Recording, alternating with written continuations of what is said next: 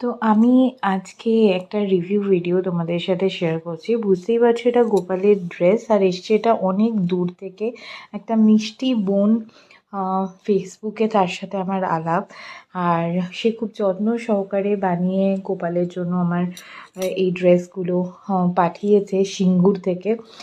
আর এটা দেখো, এটা ব্লু কালারের একটা ড্রেস রয়েছে, কি সুন্দর ডিজাইনটা, আর কাপড়টাও বেশ নরম।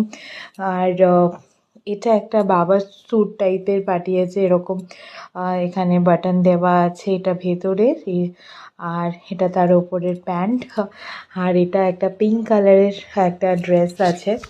তো গোপালকে পরিয়ে তো আমি অবশ্যই ছবি দেবো, তার আগে তোমাদের সাথে এই রিভিউটা শেয়ার না করে আমি পারলাম না।